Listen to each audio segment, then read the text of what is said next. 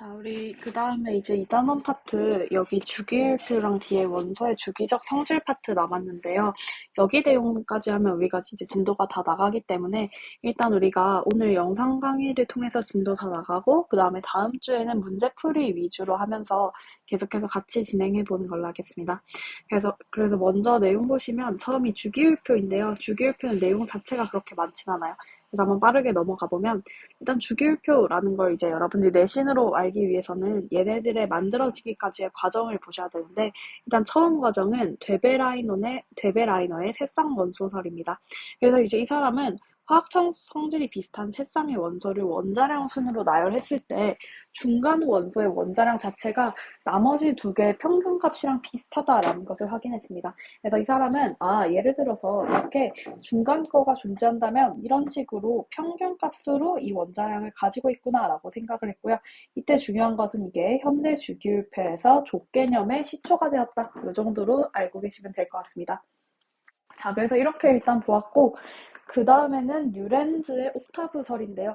이 사람 같은 경우는 이제 원소들 세 개를 이제 원자량 순으로 나열을 했을 때 8번째마다 화학적 성질이 비슷하다라는 것을 찾아냈습니다. 그래서 이 사람 같은 경우는 주기 개념의 시초를 제공하였다라고 생각을 해주시면 돼요. 자, 그렇다면 이제 우리가 어떻게 발달했는지는 나오니까 결론적으로 현대의 주기율표가 과연 누구에 의해서 최초로 만들어진지를 알아야겠죠. 그래서 최초로 주기율표라는 개념을 적용한 것이 바로 멘델레예프라는 사람인데요. 이 사람 같은 경우는 얘네들을 원자량 순으로 나열을 했을 때 성질이 비슷한 원소들이 주기적으로 나타난다는 것을 발견하게 되었습니다. 자, 그렇기 때문에 최초의 주기율표를 작성하였고요.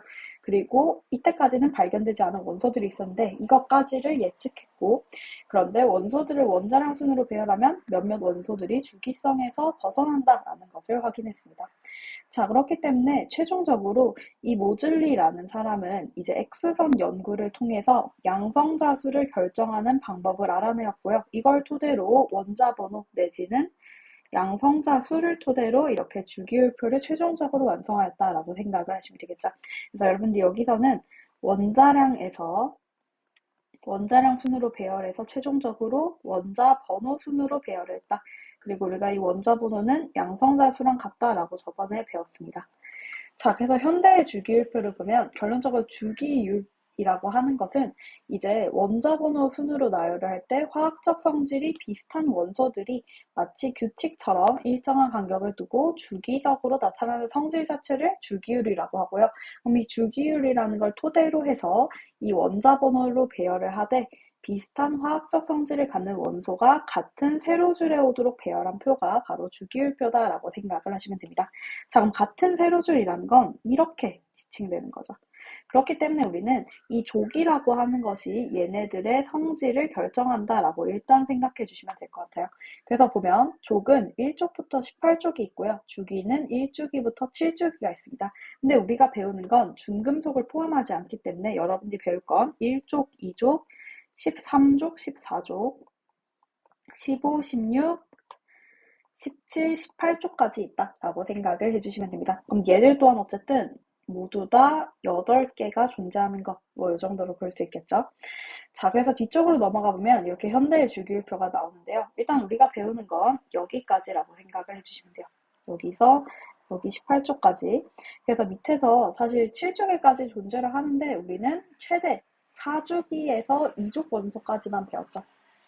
그렇기 때문에 여러분들이 요거 보시고 혹시 주기율표 아직 다 못 외우신 분들은 적어도 시험 때 얘네들은 외워서라도 갈 수 있게끔 여러분들이 연습을 해주시면 좋을 것 같아요. 연습을 하셔야 되고요. 자, 그래서 밑에 보면 전자배치와 주기율이라는 내용이 나오는데 결론적으로 원소의 전자배치는 가장 바깥 전자 껍질의 전자배치를 나타내고요. 이때 이걸 나타내면 원자과 전자수가 주기적으로 변한다라고 적혀 있습니다. 그래서 우리가 원자과 전자수는 저번에 배웠죠. 저번 시간에 뭐라고 배웠냐면 껍질 배우면서 가장 바깥 껍질에 존재하는 원자라고 배웠고요. 이때 중요한 건 얘네들에 의해서 화학적 성질이 결정된다라고 배웠습니다. 화학적 성질이 결정된다. 자, 그래서 밑에 보시면 그 내용이 나와 있는데 결론적으로 같은 족 원소들은 원자과 전자수가 같아서 화학적 성질이 비슷하다라고 되어 있어요. 그래서 우리가 이 원자과 전자수라고 하는 건 족의 1의 자리라고 생각을 해주시면 됩니다. 그래서 보면 밑에도 원자과 전자수는 족번호의 끝자리 수랑 같다라고 되어 있죠. 자, 근데 여기 보면 예외적으로 단 18족 원소의 원자과 전자수는 0이다라고 되어 있습니다. 자, 이 이유는 뭐냐면요. 예전에 우리가 겨울방학 때 할 때 한번 필기해 드렸었는데 결론적으로 원자과 전자수는 가장 바깥 껍질에 존재하는 원자예요. 근데 이 바깥 껍질에 존재하는 원자를 왜 명명하냐면 나중에 우리가 배울 화학결합, 공유결합, 이온결합 이런 거에서 이 바깥쪽 원소 전자로 붙일게요. 자, 가장 바깥 껍질에 존재하는 전자 자체가 결합에 참여하게 됩니다. 그래서 우리가 이걸 성질과 관련이 있다라고 얘기를 하는 거예요. 같은 개수만큼을 가지니까 같은 양상으로 결합에 참여한다라고 생각을 하는 거죠. 근데 우리가 배운 게 이 18족 원소는 가장 안정한 원소라고 배웠습니다. 그 말은 뭐냐면 얘네들은 결합에 참여를 안 해도 되는 거죠. 참여할 필요가 없는 거예요. 그 말은 결합에 참여하지 않으니까 결합에 참여하지 않는 전자가 참여하는 전자가 없다라고 이해하시면 되겠죠.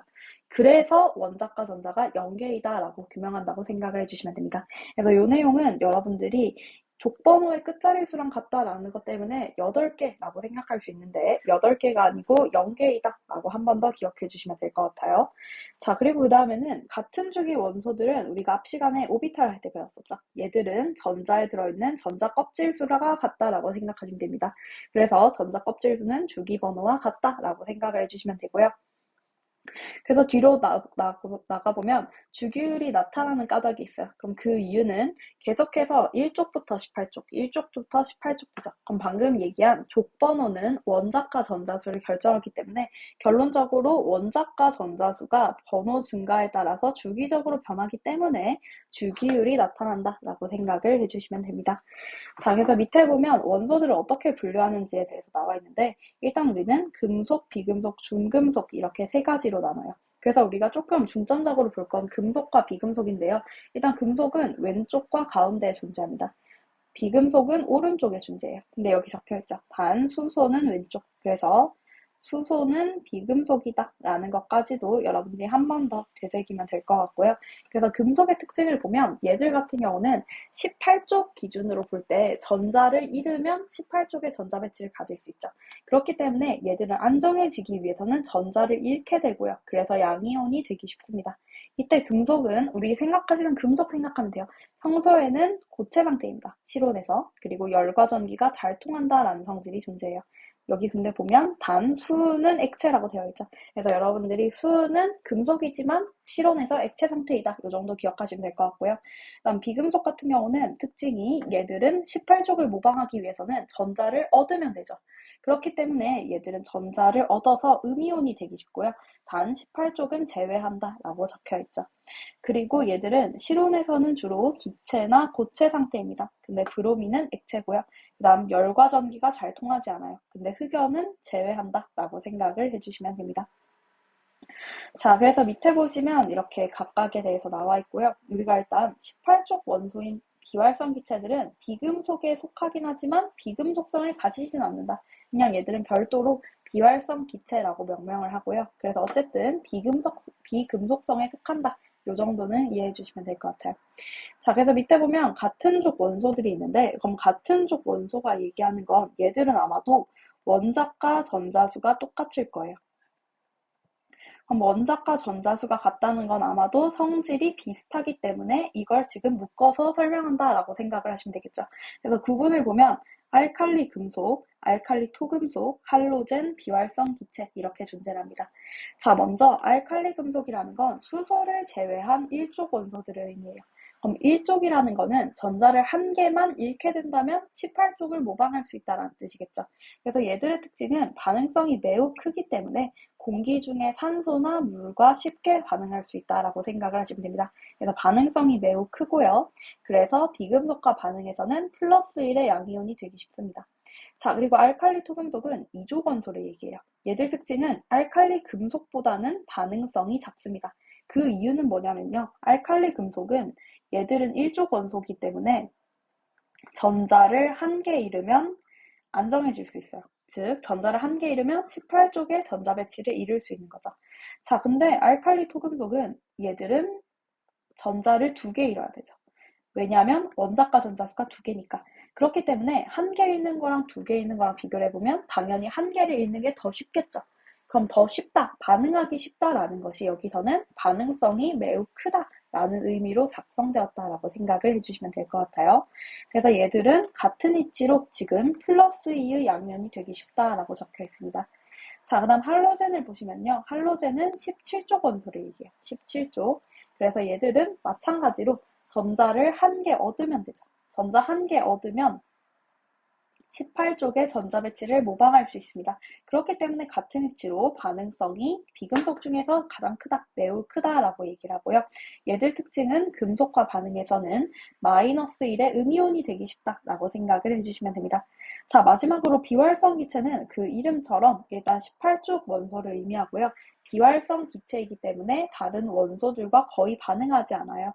그 이유는 자체로 안정하기 때문이다 라고 생각을 하시면 되겠죠. 그래서 실온에서는 모두 기체 상태이다 라고 생각을 해주시면 됩니다. 자, 그래서 여기 문제들이 아마 여러분들이 다 풀려 있을 것 같아서 혹시 안 풀려 있는 분들은 한 번 더 풀어보시고요.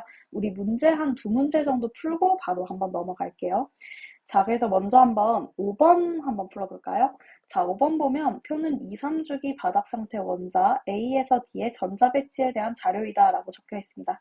자, 그럼 홀전자 수가 일단 3인 것부터 딱 보이죠? 그럼 홀전자 수가 3이라는 거는 일단 얘들은 15족 원소이다 라고 생각을 할 수 있을 것입니다. 자, 그러면 일단 우리는 기본 전제가 1s, 2s, 2p 그 다음 3s, 3p잖아요. 어차피 3주기니까 뭐 4까지는 우리가 안 봐도 되겠죠. 자, 그럼 C 같은 경우는 지금 1.5가 나오는 것은 2분의 3 바로 이렇게 생각할 수 있죠. 그럼 2분의 3이라고 쓴다면 문제점이 전체 s-오비탈의 전자수가 적혀 있는데 얘네들이 절대로 지금 2가 될 수 없죠. 왜냐면 2가 된다면 1s까지만 꽉 차고 2s의 전자가 없는 거잖아요.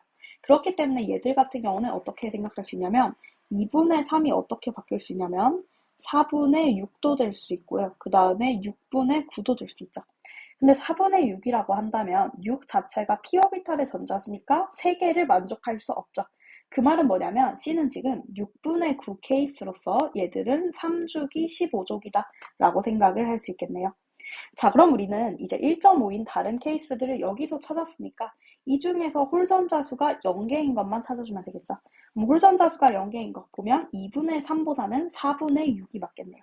그럼 4분의 6은 지금 2주기에서 s-오비탈 꽉 차고 p-오비탈까지 꽉 차서 6개가 되는 상황이죠. 그렇기 때문에 얘는 2주기 18쪽이다 라고 생각을 해주시면 되겠죠. 자, 그 다음에 이제 A랑 B 보면 그렇다면 어쨌든 2주기가 되기 위해서는 무조건적으로 s-오비탈에 최소 전자가 4개는 들어가 있어야 하잖아요. 그렇기 때문에 A와 B는 각각 4분의 4 또는 6분의 6이다 라고 생각하면 되겠죠. 자, 그러면 여기서 홀전자 수가 빵개인 거는 6분의 6밖에 없죠.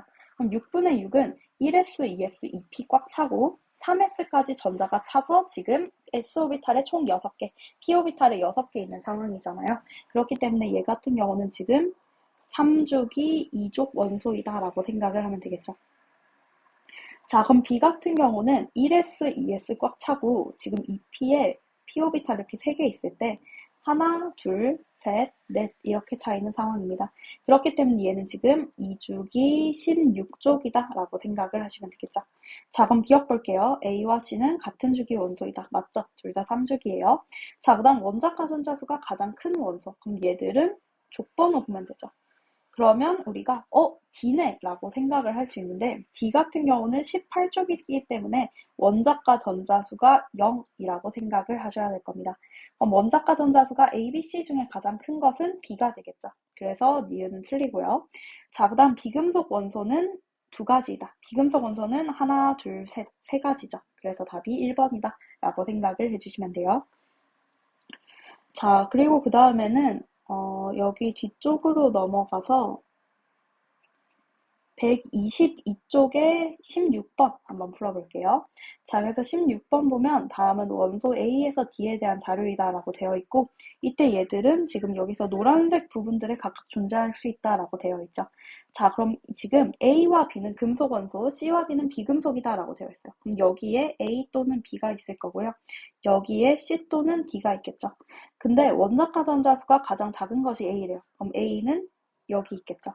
자, 그럼 자동으로 B는 여기 있을 거고요. 그 다음에 세 번째 동그라미에서는 전자가 들어있는 전자 껍질수. 그럼 얘들은 곧 주기라고 생각하면 되죠. 근데 주기가 D가 C보다 크대요. 그럼 D가 여기 있을 거고 C가 여기 있겠죠. 자, 그럼 기억 A는 알칼리 금속이다. 맞죠? 그럼 B는 알칼리 토금속이다 라고 생각을 하시면 되겠죠. 자, 그 다음 니은 B와 D는 전자가 들어있는 전자 껍질 수가 같다. B는 지금 2개, D는 지금 3개죠. 그렇기 때문에 니은은 틀렸다라고 생각하면 되고요. 그 다음 디귿, 비금속성은 C가 D보다 크다. 자, 그렇다면 우리는 비금속성 자체는 뭐랑 비례를 했었냐면요. 얘들 같은 경우는 족번호에 의해서 결정되었죠. 즉, 우리가 얘들은 비금속성이라고 얘기할 수 있는 것 자체가 전자를 몇 개 얻거나 몇 개 잃어서 안정해질 수 있는가와 비례했기 때문에 만약에 비교를 할 것 같으면 16족, 17족, 15족, 17족 이런 식으로 비교를 해야겠죠. 그렇기 때문에 우리는 C와 D는 족번호가 같기 때문에 같은 할로젠 원소로 묶이면서 비금속성이 서로 비교할 수 없다라고 생각을 하시면 되겠죠. 그래서 답이 1번이다 라고 보시면 됩니다. 자, 그래서 일단 여러분들이 123쪽까지 일단 다 한번 풀어보시면 될 것 같고요. 그 다음에 우리 바로 여기 원소의 주기적 성질까지 진도 나가고 마무리하는 걸로 할게요. 그래서 이게 여러분들이랑 그때 방학 때 같이 했던 거여서 필기가 되어 있는데 우리 한 번 더 이제는 완전히 다 이해한다는 생각으로 원소의 주기적 성질 파트 보도록 할게요. 자, 그래서 처음 보면 유효핵전화라는 내용이 나오는데요. 이 유효핵전화의 의미를 일단 짚어보면 유효한 핵전화라는 뜻이겠죠. 그럼 뭔가 핵전화랑 어쨌든 관련이 있을 건데 실제 값을 지칭한다. 이 정도로 이해할 수 있을 것 같고요. 그럼 핵전화라고 하는 건 아마도 뭐 전화량이지 않을까? 이 정도로 생각하시면 되겠죠. 그래서 처음 나오는 개념이 가려막기 효과입니다. 그래서 내신에 서술형 나오는 친구들은 이 가려막기 효과라는 이름 자체도 기억을 해주시면 될 것 같아요. 그래서 가려막기 효과라는 건 뭐냐면 다전자 원자라는 전제가 존재합니다. 다전자 원자에서 전자 사이의 반발력에 의해서 전자와 원자핵 사이의 인력이 상대적으로 약하게 되는 현상을 의미해요. 그러면 다전자 원자라고 왜 얘기했는지 나오죠. 지금 우리가 전자와 전자 사이의 상호작용을 얘기할 것 같으면 최소한 전자가 2개 이상은 존재해야겠죠. 그렇기 때문에 한 개가 아닌 다전자 원자라고 명명한다라고 생각을 하시면 됩니다. 그럼 어쨌든 얘들은 인력을 약하게 만드는 현상이죠. 그럼 인력은 아마도 원자핵에 의해서 결정되겠죠. 그럼 원자핵이 가지고 있는 핵전화 내지는 인력은 결국에는 원자 번호에 비례할 거잖아요. 자, 그렇기 때문에 어쨌든 우리는 2가지 측면으로 이해하시면 될 것 같아요. 첫 번째, 전자와 전자 사이에는 반발력이 작용한다. 그래서 얘가 인력을 약하게 만든다. 근데 이 인력은 원자핵 내지는 원자 번호에 비례한다 라고 생각을 하시면 되겠죠. 자, 그래서 이렇게 유효핵전화라는 개념이 어떻게 나오냐면 이 가려막기 효과 때문에 결과적으로 양성자 수에 따른 핵전화보다 더 작은 전하를 느끼게 됩니다. 그래서 이렇게 전자가 실제로 느끼는 핵전하를 유효핵전하라고 한다라고 생각을 해주시면 돼요. 그래서 밑에 보면 그 내용이 나와 있는데 수소, 헬륨, 산소 이렇게 나눠져 있어요. 그럼 여러분이 구분하실 때는 이렇게 구분하면 되죠. 그래서 지금 수소 같은 경우는 굳이 따지자면 단전자 원자라고 생각하면 되고요. 나머지 여기는 다전자 원자라고 생각을 하시면 되죠. 그래서 지금 핵전하와 원자과 전자가 느끼는 유효 핵전하를 비교해보면요. 수소는 같아요. 근데 헬륨과 산소는 모두 그냥 핵전하가 더 큰 거 보이죠. 그래서 얘들 같은 경우는 가려막기 효과에 의해서 얘네들의 핵전하보다 실제 느끼는 유효 핵전하가 더 작아졌다라고 생각을 하시면 될 것 같습니다. 자, 그래서 까닭을 보시면 수소는 핵전하를 가리는 전자가 없어요. 그래서 유효 핵전하가 플러스 1입니다. 근데 헬륨 같은 경우는 같은 전자 껍질의 전자 한 개가 지금 얘네들 다른 애를 가리고 있기 때문에 결과적으로 유효 핵전하가 플러스 2보다 작고요. 산소도 같은 맥락으로 안쪽 껍질의 전자 2개와 같은 전자 껍질의 전자 5개가 서로 가려지고 있기 때문에 이들 간의 반발력에 의해서 결과적으로 유효 핵전화가 더 작아진다라고 되어 있습니다. 자, 그래서 여기까지 보면 여러분들이 어렵다라고 느낄 수 있는데 사실 크게 걱정할 필요는 없어요. 왜냐하면 보시면 같은 주기에서는 원자 번호가 커질수록 원자가 느끼는 유효 핵전화가 증가합니다. 그러면 우리가 배운 게 같은 주기에서는 원자 번호가 커지죠. 지금 같은 주기에서는 오른쪽으로 갈수록 원자 번호가 커지는데 유효 핵전화도 마찬가지로 커지는 거예요. 그리고 같은 쪽에서도 원자 번호가 커질수록 유효 핵전화가 증가하고 있습니다. 그렇기 때문에 결론은 뭐냐면요. 이 유효 핵전화의 주기성 자체가 결국에는 원자 번호랑 비례한다. 이 정도로 생각을 해주시면 돼요. 단지 원자 번호랑 완전히 똑같은 것이 아니고 상대적으로 줄어들었지만 이 경향성 자체는 그대로 보존된다라고 생각을 해주시면 되겠죠. 그래서 밑에 그 내용이 나와 있기 때문에 여러분들이 유효 핵전화는 결국 원자 번호랑 비례하게끔 증가하고 있구나. 이 정도로 이해해 주시면 될 것 같고요. 이제 우리가 배워야 할 두 번째 내용이 바로 원자 반지름과 이온 반지름입니다. 자, 그래서 원자 반지름은 뭐냐면요. 밑줄 그어주세요. 얘들을 어떻게 비교하냐면 같은 종류의 두 원자가 결합하고 있을 때 두 원자 간 거리의 2분의 1을 원자 반지름이라고 간접적으로 비교할 수 있습니다. 자, 그래서 여기 주의해 보시면 비활성 기체 같은 경우는 우리가 앞서서도 얘기했지만 결합을 형성하지 않죠. 그렇기 때문에 이 방법으로는 원자 반지름을 측정할 수 없기 때문에 비활성 기체의 원자 반지름은 다른 원소들과 직접적으로는 비교할 수 없다라고 생각을 해주시면 돼요. 그래서 포인트는 같은 종류의 두 원자가 결합하고 있을 때 이 결합 길이, 원자핵과 원자핵 사이의 결합 길이 거리의 2분의 1을 원자 반지름이라고 한다라고 생각을 해주시면 되겠죠. 자, 그럼 이 원자 반지름의 주기성에도 주기들이 존재를 하는데 일단 먼저 쉬운 게 같은 족부터 해볼게요. 그래서 같은 족들끼리 17족과 17족, 16족과 16족끼리는 같은 족끼리는 즉 주기가 다르다라고 생각을 하면 되겠죠. 자, 그럼 결론부터 말씀드리면 같은 족일 때는 원자 번호가 커질수록 원자 반지름이 커집니다. 그 이유는 뭐냐면요. 전자가 들어있는 전자 껍질 수가 증가하는 효과가 있기 때문인 거예요. 자, 그래서 3주기, 4주기로 갈수록 전자 껍질 수가 증가하죠. 그럼 얘들은 여기 그림에서 직관적으로 볼 수 있는데 결과적으로 싸고 있는 껍질 자체가 하나 더 증가하기 때문에 얘들은 주기가 커질수록 지금 원자 반지름이 커지는 효과를 가진다라고 생각을 해주시면 돼요. 그래서 우리가 여기 지금 짧게 주기율표를 그려보면 얘들 같은 경우는 아래로 갈수록 반지름이 증가한다라고 생각을 해주시면 되겠죠. 자, 근데 이제 내용을 한번 훑어보면 전자가 들어있는 전자 껍질 수가 커지는 효과가 밑줄 그어줄게요. 원자과 전자가 느끼는 유효 핵전하의 증가보다 크기 때문이다 라고 되어 있죠. 그럼 우리가 방금 얘기한 건 얘네들이 커지는 효과를 가져오는데 이 효과 자체가 유효 핵전하의 증가보다 크기 때문에 최종적으로 반지름이 커진다라고 되어 있어요. 그럼 우리가 일단 여기서 직관적으로 볼 수 있는 건 그렇다면 이 유효 핵전하의 증가는 어떤 효과를 가져오냐면 얘네들은 반지름을 작게 만드는 요인이구나 라고 생각을 해주시면 되겠죠. 자, 그래서 그 내용을 토대로 위에 같은 주기일 때 내용이 있습니다. 그래서 같은 주기일 때의 특징은 뭐냐면요. 얘들 같은 경우는 지금 여기 그림에서 직관적으로 볼 수 있는데 우리가 유효 핵전하가 증가한다는 거는 결과적으로 인력이 증가한다는 뜻이죠. 그럼 인력이 증가한다면 얘들은 전자를 끌어당길 거잖아요. 인력이 작용하니까. 자, 그러면 지금 리튬, 베릴륨, 붕소, 탄소 얘들 같은 경우는 주기라고 하는 전자 껍질 수는 다 똑같아요.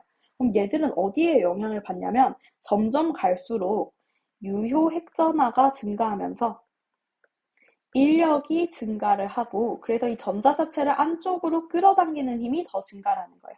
그럼 전자가 안쪽으로 끌어당겨진다면 상대적으로 거리가 짧아지겠죠. 그렇기 때문에 원자 반지름이 감소한다라고 생각을 해주시면 됩니다. 그래서 위에 보시면 같은 주기일 때는 결론적으로 원자 번호가 커질수록 원자 반지름이 작아져요. 즉 족이 커질수록 반지름이 작아진다라고 생각을 하시면 되겠죠. 자, 그럼 그 이유는 뭐냐면요. 얘들은 전자가 들어있는 전자 껍질 수는 같아요.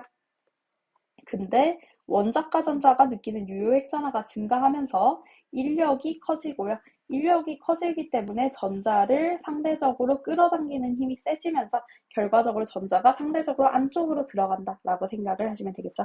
그래서 여기서 정리해보면 얘들 같은 경우는 이쪽으로 갈수록 반지름이 증가한다라고 생각을 해주시면 됩니다.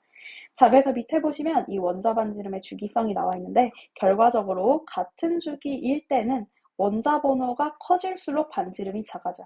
그래서 보면 점점점 작아지고 있죠. 족 번호가 작아질수록. 근데 우리가 같은 족일 때 주기가 커지면 어떻게 되냐? 결과적으로 원자 번호가 커질수록 원자 반지름이 커진다라고 생각을 해주시면 됩니다. 그래서 여러분들이 각각의 요인들을 구분 잘 하셔서 기억을 해주시면 되고요.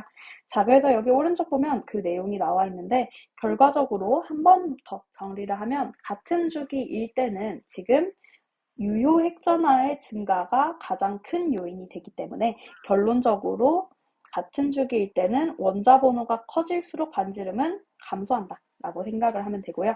그 다음 같은 족일 때는 이제 전자 껍질 수의 증가가 가장 큰 요인을 미치는 거예요. 그래서 이때 같은 족일 때는 주기가 커질수록, 즉 원자 번호가 커질수록 반지름이 커진다라고 생각을 하면 되겠죠. 그래서 얘들 내용은 여러분들이 이해를 잘 하신 다음에 그냥 후루룩 이제 외울 수 있게끔 나온다면 걔가 시험 대비에 가장 좋은 부분이에요. 그렇기 때문에 이거 외우는 거 한번 연습을 해보시면 좋을 것 같고요. 그래서 뒤에서 이온 반지름 내용이 나와 있는데 자, 여기 혹시 모르니까 그냥 필기본 두고 한번 설명해 볼게요. 그래서 이온 반지름 같은 경우는 양이온 반지름과 음이온 반지름으로 비교할 수 있습니다. 그럼 예시로 양이온 반지름 같은 경우는 3주기 1쪽에서 전자를 하나 잃어서 2주기 18쪽이 되는 것이라고 생각하면 되죠. 근데 지금 보면 3주기와 2주기 뭐가 다르냐면 주기가 달라졌기 때문에 전자 껍질 수가 달라졌죠. 자, 그 말은 뭐냐면 양이온이 될 때는 결과적으로 전자를 잃게 되기 때문에 가장 중요한 전자 껍질 수가 감소하게 됩니다. 그러면 전자 껍질이 아까 가장 큰 요인을 결정한다고 했었잖아요. 그렇기 때문에 결과적으로 반지름이 감소하게 되겠죠. 자, 그래서 양이온 반지름은 원자 반지름이 이온 반지름보다 더 크다. 이온 반지름이 더 작다라고 생각을 해주시면 됩니다. 자, 그러면 음이온 반지름은 여기 예시가 2주기 17쪽에서 전자를 하나 얻어서 2주기 18쪽이 되는 거예요. 자, 그러면 우리는 여기서 알 수 있는 게 결과적으로 얘들 같은 경우는 껍질 수의 변함은 없죠. 근데 지금 여기서 가지고 있는 전자 수가 증가하고 있죠. 자, 그럼 우린 여기서 우리 저번 시간에 한번 얘기했었던 내용인데 결과적으로 핵 전자에서는 지금 얘네들이 인력이 작용하고 있잖아요. 핵전하와 전자 사이에서는. 자, 근데 전자 개수가 음이온 반지름에서는 결과적으로 하나 증가합니다. 그럼 아까 전자는 어떤 것에 기여를 했냐면 결과적으로 얘들은 반발력의 작용을 하면서 가려막기 효과를 발생시켰죠. 즉 전자가 많아진다면 가려막기 효과가 더 많이 발생한다라는 뜻일 거잖아요. 그 말은 인력이 감소하게 되겠죠. 근데 우리는 아까 인력이 증가하는 것은 결과적으로 같은 주기에서 족수가 커질수록 인력이 증가하면서 지금 반지름을 줄이는 힘에 기여했잖아요. 그 말은 뭐냐면 지금 전자가 많아진다면 상대적으로 인력이 감소하고요. 그렇기 때문에 크기가 상대적으로 증가한다라고 생각하시면 되겠죠. 언제? 이온이 될 때라고 생각을 하시면 되겠네요. 자, 그래서 음이온 반지름은 한 번 더 정리하면 얘들은 전자를 얻어요. 그렇기 때문에 인력을 방해하고요. 그리고 반발력을 증가시킵니다. 그렇기 때문에 결론적으로 음이온이 된다면 크기가 원자 반지름보다 커진다라고 생각을 하시면 되겠죠. 자, 그래서 이온 반지름에 대해서는 양이온 반지름은 상대적으로 양이온 반지름이 될 때 줄어들고요. 음이온 반지름은 증가한다라고 생각을 하시면 되겠죠. 그럼 이 각각의 요인들 또한 여러분들이 잘 이해를 하시고 계셔야 할 것입니다. 자, 그래서 밑에 보시면 이온 반지름의 주기성이라고 나와 있는데 일단 같은 주기에서는 양이온 반지름과 음이온 반지름 모두 원자 번호가 커질수록 작아진다라고 생각을 해주시면 돼요. 그 이유는 원자과 전자의 유효 핵전화가 증가하기 때문이다 라고 생각을 해주시면 되겠죠. 자, 그래서 여기 예시 보면 나트륨, 마그네슘, 알루미늄 이 세 가지의 양이온 반지름을 비교하고 있는데 얘들 같은 경우는 중요한 게 모두 다 전자수가 같죠. 왜냐하면 모두 같은 주기니까. 그래서 우리가 이렇게 전자수가 같은 상태에서 형성한 이온들을 뭐라고 부르냐면 전자수가 같다는 의미로 등전자 이온이라고 불러요.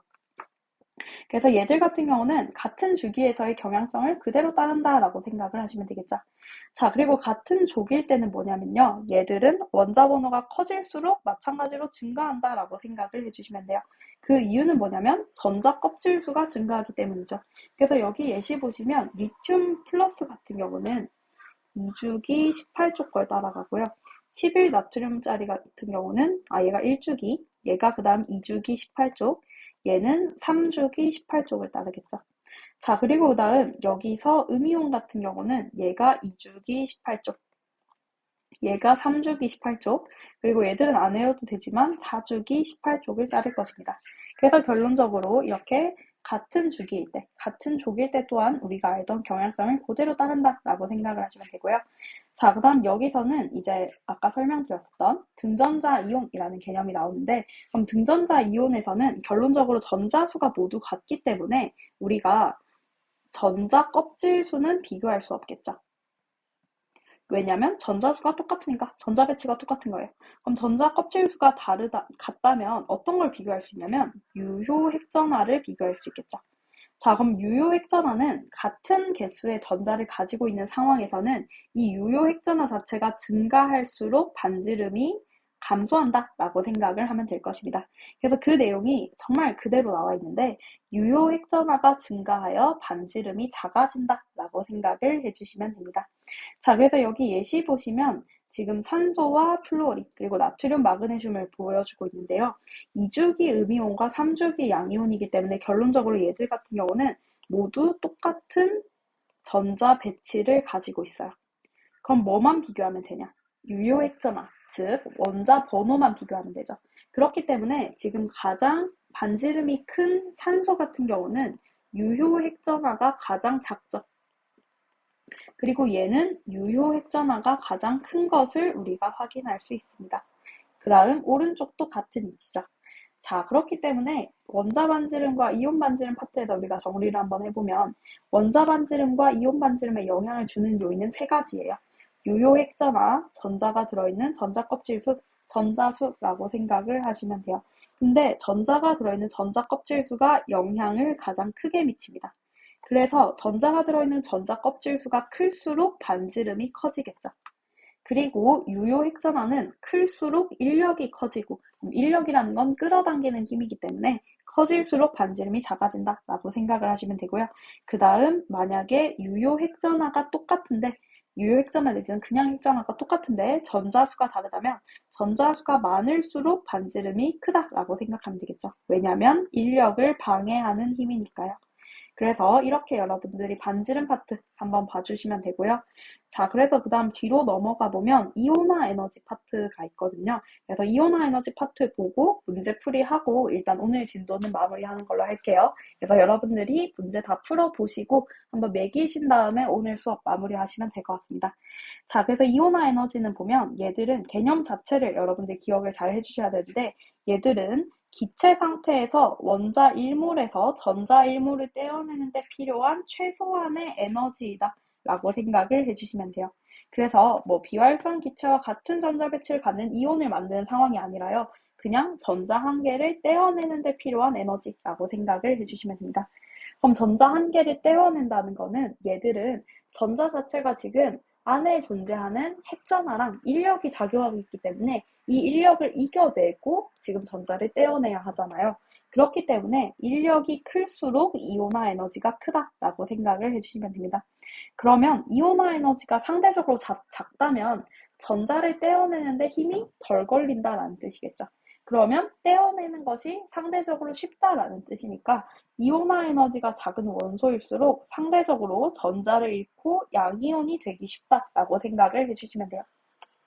그럼 우린 여기서 일단 생각할 수 있는 게 그렇다면 대략적으로 같은 주기에서 1족과 17족을 비교한다면 상대적으로 1족이 이온화 에너지가 작고 17족이 이온화 에너지가 크겠구나. 이 정도는 생각하면 되겠죠. 왜냐하면 1족 같은 경우는 얘들은 양이온을 주로 형성을 했고요. 17족은 음이온을 주로 형성을 했으니까요. 자, 그래서 밑에 보시면 나트륨의 이온화 에너지라고 나와 있는데 나트륨 같은 경우는 보시면 나트륨 1몰에서 전자 1몰을 떼어내는데 495K줄의 에너지가 필요하다라고 되어 있습니다. 그래서 우리는 1몰에서 떼어내니까요. 이 이온화 에너지 자체가 495K줄 per 몰이라고 설명을 하고 있습니다. 자, 그럼 여기서도 여러분들이 이제 주기성을 파악해 주시면 되는데 일단 같은 주기에서는 여기에서는 지금 원자 번호가 커질수록 아까 얘기했었던 게 이온화 에너지가 대체로 증가한다 라고 생각을 해주시면 됩니다. 즉 원자 번호가 커질수록 대체로 증가한다 라고 생각을 해주시면 돼요. 자, 그럼 대체로 증가한다 라고 하는 건 예외가 존재한다 라는 뜻이죠. 자, 밑에서 보긴 할 거지만 예외는 미리 적어두고 우리가 계속해서 익숙해질게요. 얘들은 어떤 예외가 존재하냐면 2족과 13족 사이에 그리고 15족과 16족 사이에서는 원래 오른쪽으로 갈수록 내지는 원자 번호가 커질수록 이온화 에너지가 커지는데 얘들은 예외적으로 2족이 더 크고요. 15족이 더 크다라는 예외가 존재한다라고 생각을 하시면 됩니다. 자, 그럼 그 이유는 같은 주기일 때는 오른쪽으로 갈수록 유효 핵전하가 증가하죠. 그럼 유효 핵전하가 증가하기 때문에 인력이 커지고요.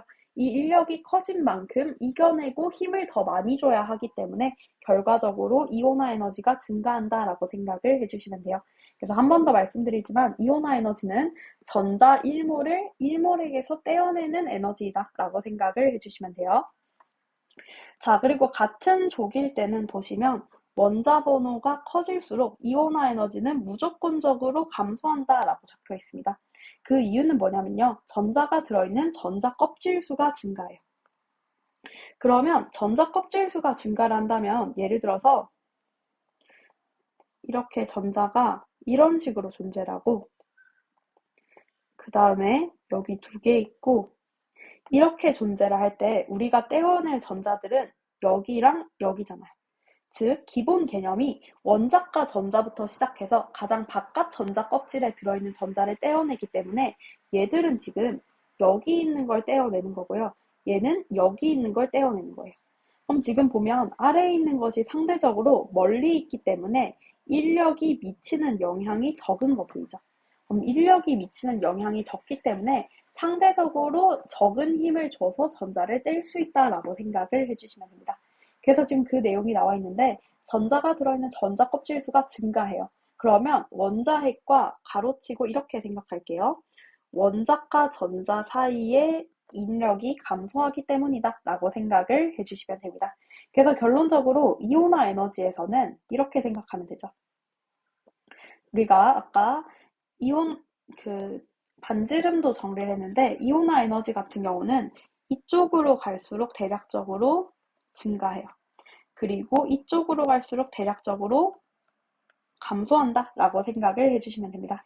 그럼 얘를 바꿔서 설명해보면 아까 우리가 다른 색깔로 한번 표시를 해보면 반지름이 커지는 방향은 이렇게 되고 이렇게 될 때 반지름이 커진다 라고 얘기를 했거든요.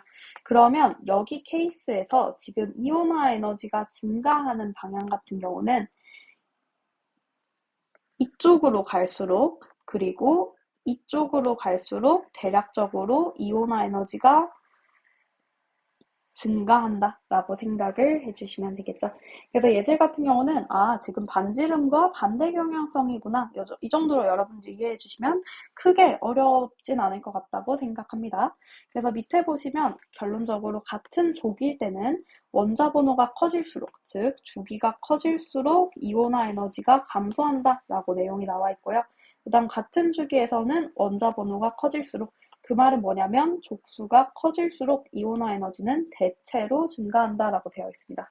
자, 그렇다면 우리 이제 예외를 볼 건데, 예외에서는 결론적으로 전자 배치의 특성, 우리가 앞에서 배웠던 오비탈 때문에 2족과 13족 원소, 그리고 15족과 16족 사이에서 예외적인 경향이 존재합니다. 자, 그래서 여기 보시면요, 베릴륨과 붕소 개념이 나와 있는데, 결론적으로 이때는 베릴륨에서 떼어내는 게 더 많은 에너지가 든다라고 생각을 하면 되죠. 그럼 그 이유는 뭐냐면, 붕소 같은 경우는 에너지가 높은 EP 오비탈에 전자가 있어요. 그리고 베릴륨 같은 경우는 에너지가 낮은 ES의 전자가 존재를 합니다. 자, 그러면 우리가 여기서는 얘 한 개 있을 때를 떼어내는 게 더 쉽기 때문에 베릴륨에서 더 많은 에너지를 소모해야 한다라고 생각을 해주시면 돼요. 그래서 얘들은 어떻게도 생각할 수 있냐면 지금 에너지가 높다라고 하는 건 베릴륨보다 붕소가 상대적으로 불안정한 상황인 거죠. 그리고 베릴륨이 에너지가 낮은 곳에 존재하니까 상대적으로 안정한 상황인 거예요. 그러면 안정한 상황에서 전자를 하나 더 꺼내는 데에 더 많은 에너지가 필요하겠죠. 그렇기 때문에 결론적으로 베릴륨에서 에너지가 더 많이 필요하고 붕소에서는 상대적으로 낮은 에너지가 필요하다라고 생각을 해주시면 됩니다. 그래서 2족과 13족 사이에서 이렇게 예외가 하나 존재를 하고요. 자, 그 다음 15족과 16족 사이에서도 예외가 존재를 하는데 일단 16족 원소는 밑에 있는 산소 그리고 15족은 질소라고 생각을 하시면 됩니다. 자, 그럼 16족 같은 경우는 EP 오비탈에 지금 쌍을 이룬 전자가 존재를 해요. 그럼 이 전자 사이에는 당연하게도 반발력이 작용하고 있겠죠. 근데 15족 같은 경우는 홀전자가 존재를 하거든요.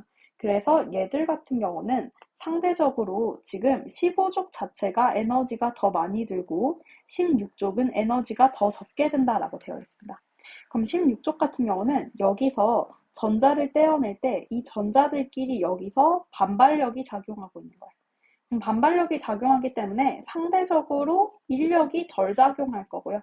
그렇기 때문에 쉽게 지금 전자를 하나 떼어낼 수 있겠죠.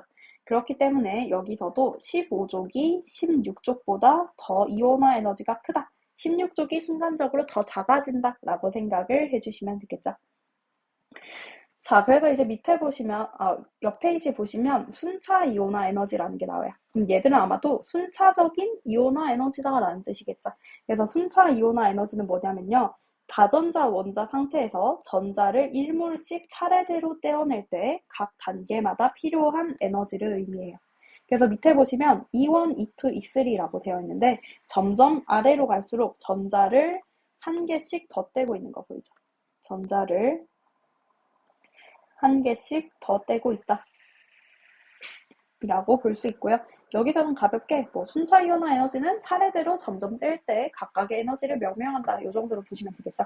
자, 그럼 결론은 이 순차 이온화 에너지의 크기 같은 경우는 차수가 커질수록 이온화 에너지가 증가합니다. 그 이유는 핵전하가 똑같은 상황에서 전자수가 점점 작아지고 있죠.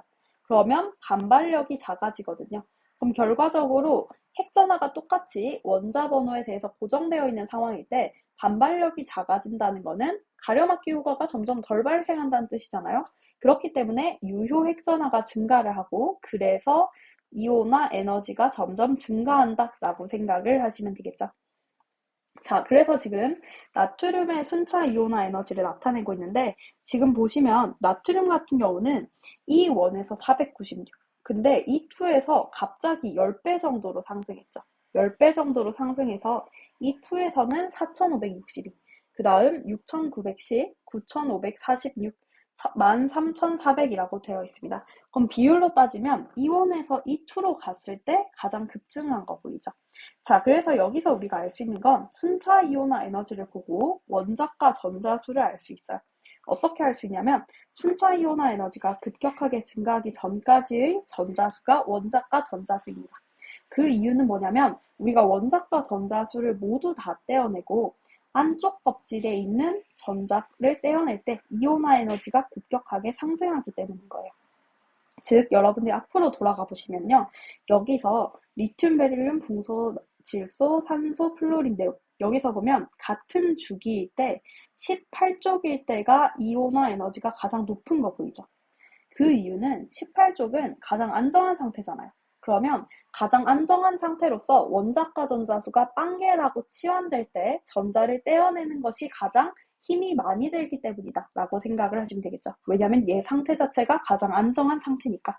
그렇기 때문에 여기서는 전자수가 지금 작아질수록 반발력이 커져서 유핵전화가 증가한다고 되어 있는데, 안쪽 전자 껍질에 있는 전자를 떼어낼 때가 무슨 말이냐면 18쪽의 전자 배치 상태가 되었을 때 라고 생각을 해주시면 됩니다.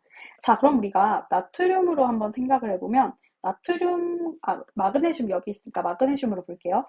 마그네슘 같은 경우는 지금 마그네슘이 평상시에 지금 이 상태로 존재를 했었는데, 여기서 전자 하나를 떼어낸다면 결과적으로 원자과 전자수가 지금 이렇게 한 개가 되잖아요. 그럼 얘는 마그네슘 2 플러스가 아닌 플러스짜리 상태겠죠.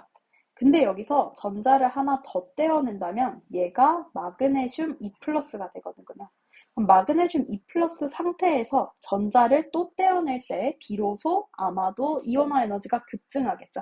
자, 그럼 얘들은 전자 개수로 지금 생각을 해보면 하나 떼내고, 2개 떼내고, 그 다음에 최종적으로 3개째를 떼어낼 때 가장 에너지가 급증한다 라고 생각을 하시면 될 것입니다. 그러면 결과적으로 얘들은 E1에서 떼낼 때, E2에서 떼낼 때, 그리고 최종적으로 E3에서 떼어낼 때 가장 에너지가 커진다. 떼어낼 때 에너지가 가장 많이 필요하다라고 생각을 하면 되죠. 근데 마그네슘은 원자과 전자수가 2개잖아요. 그래서 2개째를 떼어내고 3번째일 때 에너지가 가장 급증하기 때문에 우리는 3 빼기 1 자체가 원자과 전자수이다 라고 생각을 하시면 되겠죠. 그래서 얘들은 공식처럼 기억을 하시면 되는데, 결론적으로 n번째 전자를 떼어낼 때 이온화 에너지가 급증하면 원자과 전자수는 n 빼기 1이다 라고 생각을 해주시면 됩니다. 자, 그럼 밑에서 한번 같이 연습해 보도록 할게요. 자, 일단 A, B, C가 나와 있는데 그럼 급증하는 거 먼저 찾으면 돼요. 자, 그럼 A는 E2일 때 급증하는 거 보이죠? 이때 급증한다라는 걸 보기 위해서는 우리가 당연히 전 단계와 후 단계를 비교해서 찾아내야 할 것입니다. 즉, 값 자체가 크다고 급증한다고 얘기할 수 있는 게 아니죠. 왜냐하면 이온화 에너지는 대부분 전자를 떼어낼수록 점점 이온화 에너지가 증가하니까요. 자, 그 다음 B를 보시면요. E1, E2, E3. 자, 그럼 E3에서 급증한 거 보이죠? 그 다음 C는 E1, E2, E3, E4에서 또 급증한 거 보이네요. 자, 그럼 우리는 이렇게 쓰면 되죠. 앞으로는 뭐 이거 지금 헷갈려 하시지 말고 A는 2 빼기 1 해서 2 빼기 1만큼이 원자과 전자수. 그럼 얘는 1짜리.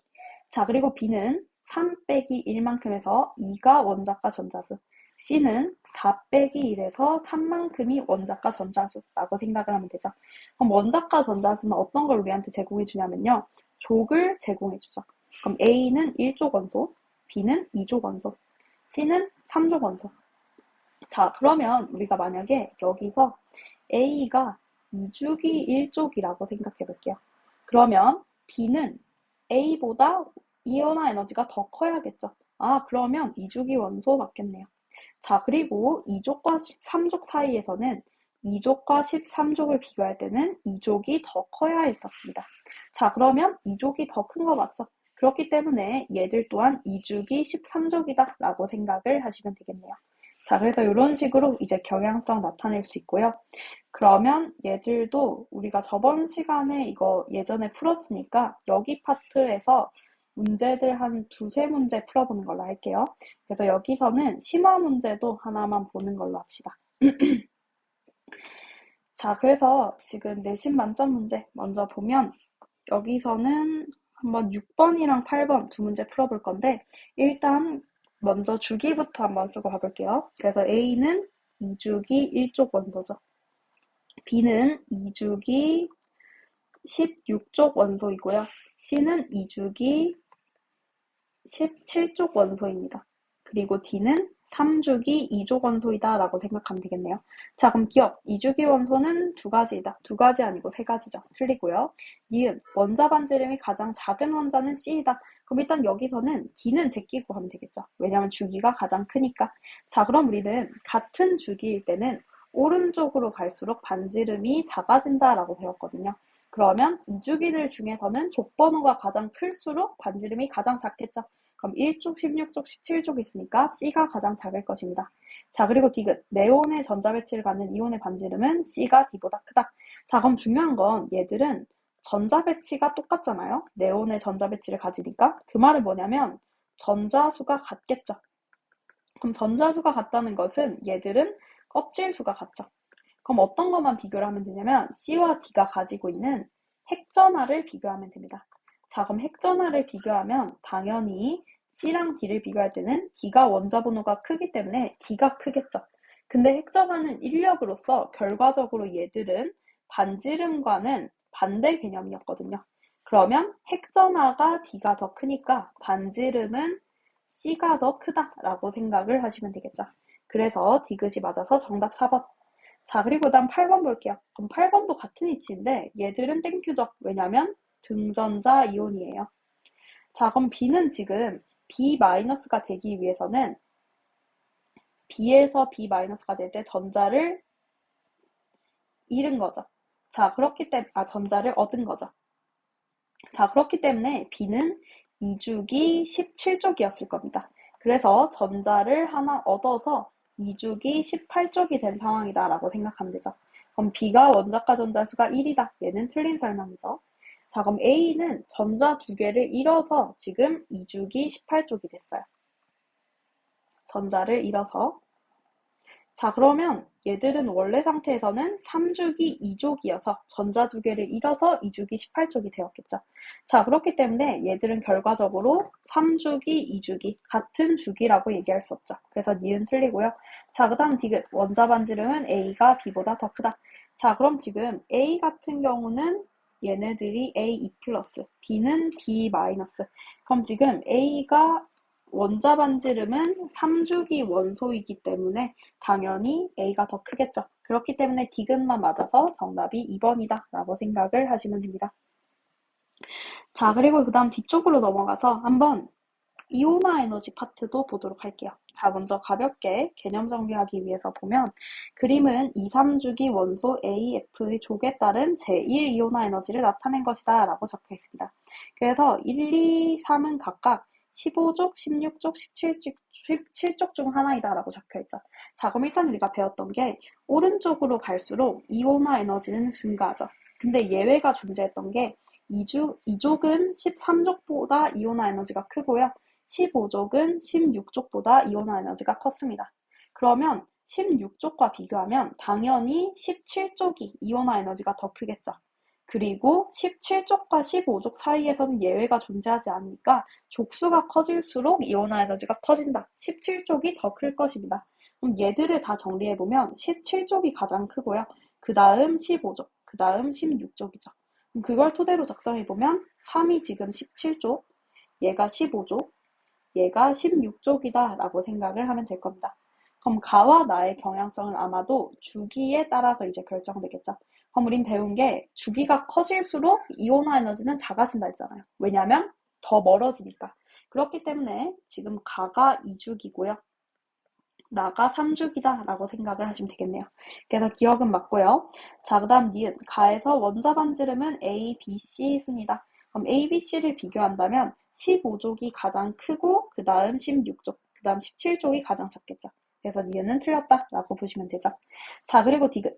나에서 D, F 중 원자과 전자가 느끼는 유효액전하가 가장 큰 것은 F이다. 그럼 우리가 말했던 게 이 유효액전하는 결국 원자 번호랑 비례한다라고 생각을 하면 돼요. 그럼 같은 3주기일 때 15, 16, 17 중에서 원자 번호가 가장 큰 것은 당연하게도 17쪽이죠. 그래서 F가 맞기 때문에 답이 3번이다 라고 생각을 하시면 됩니다. 자, 그리고 그 다음에 순차 이온화 에너지 파트 하나만 풀어보면 16쪽에서 3주기 원소 A에서 C의 순차 이온화 에너지에 대한 자료래요. 자, 그럼 ABC에서 먼저 급증하는 파트부터 찾아보면 A에서 2,2일 때 급증하는 거 보이죠? 자, 그럼 얘는 2 빼기 1에서 원자과 전자수가 1이니까 얘는 3주기 1족 원소이다 라고 생각하시면 되죠. 자, 그리고 B는 보면요. 여기서 바로 급증하는 거 보이죠? 다른 애들과 비교할 때 약 5배 정도로 훨씬 커지고 있는 거 볼 수 있습니다. 그럼 얘는 이 포에서 급증을 하니까 4 빼기 1에서 얘들은 원자과 전자수가 3개, 그렇기 때문에 13족 원소이면서 3주기라고 생각을 하면 되겠죠. 자, 그럼 마지막으로 C 같은 경우는 이제 언제 급증을 하냐면요. 지금 E2에서 E3로 갈 때 급증하는 거 보이죠? 자, 그럼 얘는 3 빼기 1에서 2족 원소이다 라고 생각을 하면 될 겁니다. 자, 그러면 지금 B와 C는 예외가 성립하는 2족과 13족이니까요. 결과적으로 C가 B보다 이온화 에너지를 더 크게 가지겠죠. 제1 이온화 에너지를. 자, 그럼 X는 738보다 작다. C가 더 크다. 맞는 설명이죠. 기억은 일단 맞고요.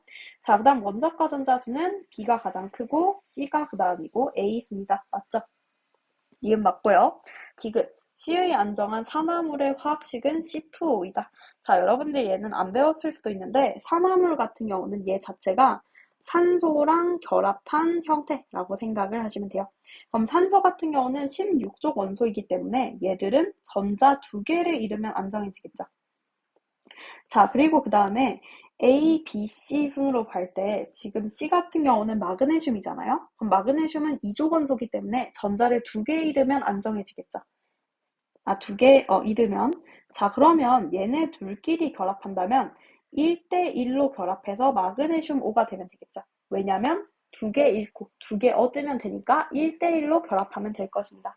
그렇기 때문에 C2O가 아니고 CO 형식이다 라고 생각을 하시면 되겠죠. 그래서 디귿이 틀려서 정답이 3번이다 라고 생각을 해주시면 됩니다. 자, 그리고 그 다음에 여기서 여러분들이 여기 실력업 같은 경우는 이번에 풀어오지 마시고 21번까지 풀고 한번 마무리해 보도록 할게요. 자, 그래서 21번 보면 다음은 원자 번호가 연속인 2주기 바닥 상태의 A에서 D에 대한 자료이다 라고 주어져 있습니다. 근데 A에서 D는 원자 번호 순서는 아니다 라고 적혀 있어요. 그럼 일단 우리는 원자 번호가 연속이다 여기까지는 볼 수 있고요. 자, 얘들은 중요한 게 전자가 들어있는 오비탈 수는 모두 같다라고 적혀 있어요. 자, 그럼 우리가 지금 2주기일 때 1, 2, 13, 14, 15, 16, 17, 18에 대해서 생각을 해보면 사실 18은 거의 고려를 안 해도 되겠죠. 지금 1족과 2족 같은 경우는 전자가 들어있는 오비탈 수가 ES, ES 해서 아마도 2개겠죠. 그리고 13족부터는 3, 4, 5가 되겠죠. 그래서 15족에서 이렇게 2p에 홀전자 수가 3개인 것을 토대로 지금 존재를 할 거잖아요. 그럼 16, 17, 18은 이 세 쌍에 대해서 한 개씩을 쌓아가는 거죠. 그렇기 때문에 5개, 5개, 5개로 똑같을 거잖아요. 자, 그렇다면 전자가 들어있는 오비탈 수가 모두 같으면서 A에서 D가 존재하기 위해서는 얘들이 아마도 15족부터 18족까지이다 라고 생각을 하셔야 될 것 같습니다. 자, 그러면 그 다음 두 번째에서는 홀전자 수가 D가 A의 2배이다 라고 적혀 있어요. 그럼 홀전자 수 여기서 바로 써볼까요? 그럼 15족에서 홀전자 수가 3개였고 점점 줄어들죠. 3, 2, 1, 0. 자, 그럼 여기서 2배가 되는 관계는 얘네 둘밖에 없죠. 그렇기 때문에 홀전자 수는 D가 A의 2배이니까요. D는 지금 산소, A는 플루오린이라고 생각을 하시면 됩니다. 그래서 이렇게 일단 매겨진다 라고 생각을 하시면 되겠죠. 자, 그 다음 세 번째 동그라미 보면 제2 이온화 에너지는 D가 B보다 크다라고 적혀 있어요. 그럼 여기서는 보면 지금 제2 이온화 에너지라고 매겨져 있기 때문에 여기서는 D가 여기 존재를 한다면 상대적으로 이온화 에너지가 크게 되기 위해서는 D보다는 상대적으로 원소 번호가 더 작아야 할 것이에요. 그렇기 때문에 지금 15족짜리가 B가 된다라고 생각을 하시면 되겠죠. 그렇다면 C는 지금 여기 이렇게 존재를 한다라고 생각을 해주시면 됩니다. 자, 그렇다면 지금 여기서 기억부터 한번 보면 기억, 원자과 전자수가 가장 큰 것은 A이다. 얘는 A 맞죠? 왜냐면 18쪽은 원자과 전자수가 0개라고 우리 얘기하니까요. 그렇기 때문에 A가 맞다라고 보시면 되고요. 자, 그 다음 니은 제1 이온화 에너지가 가장 작은 것은 D이다. 자, 그럼 지금 여기서 보면 15족, 16족, 17족, 18족 있을 때 결과적으로 지금 D 같은 경우는 제1 이온화 에너지가 가장 작겠죠. 그 이유는 15족과 16족을 비교할 때 15, 16 사이에서는 예외가 존재하면서 16족이 더 작다라고 배웠거든요. 그렇기 때문에 니은은 맞다라고 보시면 되겠죠. 자, 그리고 다음 디귿. 원자과 전자가 느끼는 유효 핵전하가 가장 큰 것은 C이다. 자, 이것도 사실 말이 되게 애매한데 우리가 한번 앞으로 돌아가서 다시 보면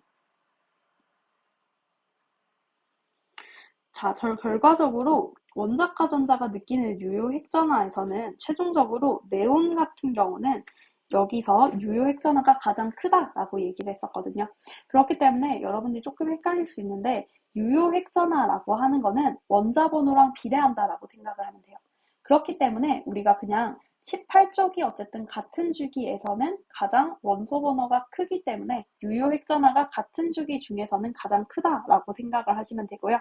반면 원자과 전자수 자체를 물어본다면 이 원자과 전자수가 결국에는 결합을 하냐 안 하냐 의미도 존재를 하기 때문에 이때 물어볼 때는 18쪽은 원자과 전자수가 없다, 0개이다 라고 이해해 주시면 될 것 같아요. 그렇기 때문에 지금 BDAC 중에서 원자과 전자수가 느끼는 유효액전하가 가장 큰 것은 같은 주기 상에서는 족번호가 가장 큰 거이고요. 그렇기 때문에 C가 되어서 정답이 5번이다 라고 생각을 해주시면 되겠죠. 자, 그래서 숙제는 일단 여러분들이 136쪽까지 풀어오시면 되고요. 혹시 136쪽까지 다 풀려있다 하시는 분들은 여기 실력업 문제 제외하시고 여기 중단원 마무리 문제 다 풀어오시면 될 것 같아요. 그래서 숙제는 일단 146쪽까지 다 풀고 일단 여러분들이 강의 다 들으시고 지금 시간에 여기 중단원 마무리 문제 140쪽부터 146쪽까지 풀어보시고 저한테 그 흔적 보내주시면 될 것 같습니다. 그래서 일단 오늘 영상 강의는 이렇게 마무리하도록 할게요.